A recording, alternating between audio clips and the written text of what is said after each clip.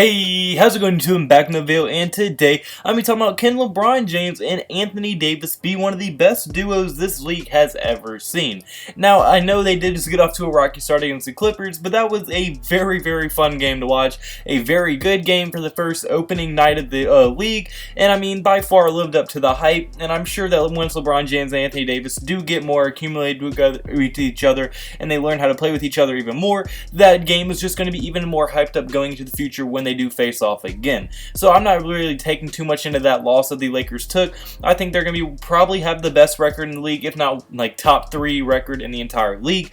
But I'm getting into not pretty much how good I think the team's going to be, but how good do I think LeBron James and Anthony Davis could possibly be? Well, I'm going to be giving 3 reasons why I personally think they might be able to be one of the best duos this entire league has seen since it has been made.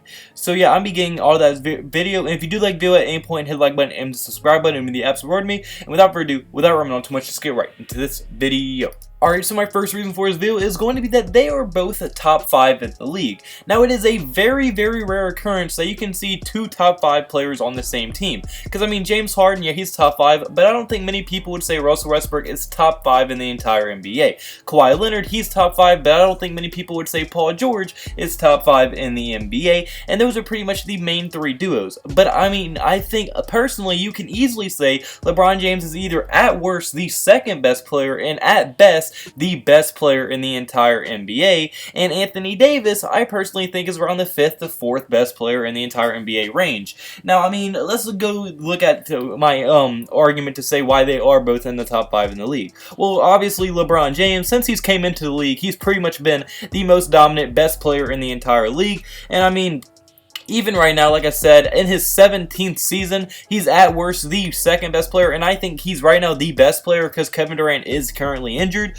So, I mean, I think Kevin Durant is probably LeBron James is probably the best player in the entire NBA, at least for this season right now. And, I mean, you can just see that he's extremely dominant. He's in his 17th season, still playing great, high-level basketball. And if it wasn't for a groin injury last year, the Lakers most likely would have made the playoffs, as they were sitting at the 2nd ranked in the West before he did go down with that groin injury. So, I mean, if it wasn't for an injury, he would have still carried that Lakers team into the Western Conference playoffs.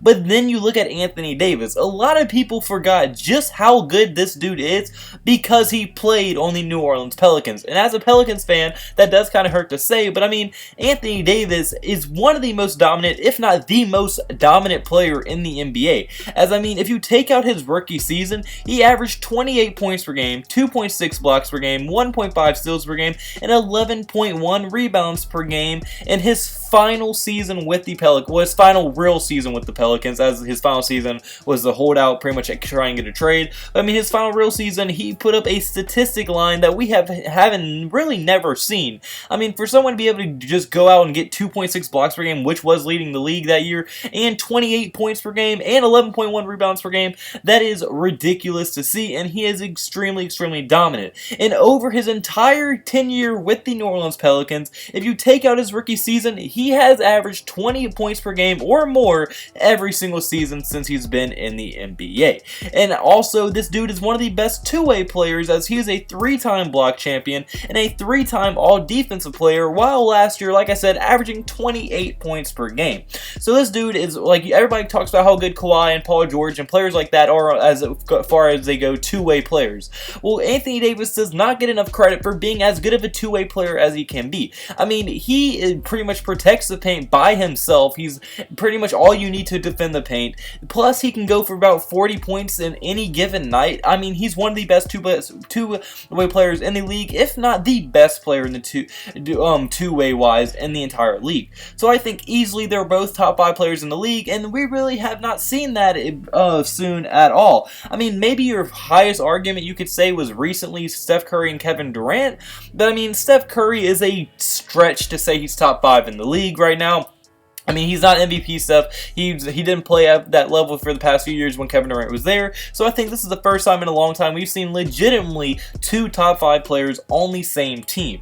And if you do say Steph Curry is a top 5 player, what happened? They became pretty much a dynasty for that short period of time, winning 2 championships and going to 3. So I mean, you can see that 2 top 5 players on one team can lead to multiple championships, and especially when they're this dominant and this high level of play, I mean, you could even argue maybe even they're all both top 4, top 3 players in the league. But yeah, I mean, with them being on the same team, anything's possible. They're both extremely dominant. But I mean, that kind of segues into my next point, but they can both just take over a game at any given time. I mean, LeBron James, obviously, we know that that dude is completely just unfair at some points. When he gets to the point where he's just going to the goal every single time, there is nothing you can do about it, and he is going to score. You just cannot guard LeBron James when he goes head down, just drive to the basket. There's nothing you can do about it. It's unfair. Well, Anthony Davis can pretty much do the same thing, as he can shoot the 3, shoot the mid-range, beat you on the inside, can take over defensively. I mean, it is crazy how good these 2 players are. And I mean, any given night, they can go for 40 plus points, either one of them. So I mean, I would not be surprised at all if we do see that either, like, one night where they both just decide to take over the game and they blow some team out completely that they should have been in a close game with. So I mean, I could see that this may be the 2 most dominant players we've ever seen on the same team. Because, I mean, Kobe, Shaq. Okay, now Kobe, like, yes, he was a beast, but, I mean, Shaquille O'Neal was the dominant one for the first 2 years, and then Shaquille O'Neal took a back seat, and Kobe Bryant took the front seat, and he became the dominant one.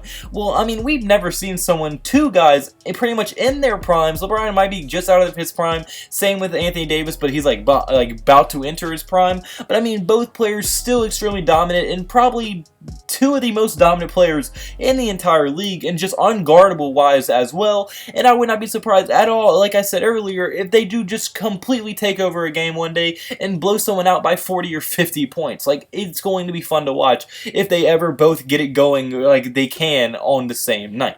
But now my third reason is going to be that they're both playing for legacy. Well, I mean, obviously, Shaq and Kobe, they didn't really care as much about legacy, as they were always fighting. They won their 2 rings together, and they started fighting. I think they won 2 rings. I might be wrong on that. But I mean, they won their rings, and they started fighting, and they no longer want to be on the same team.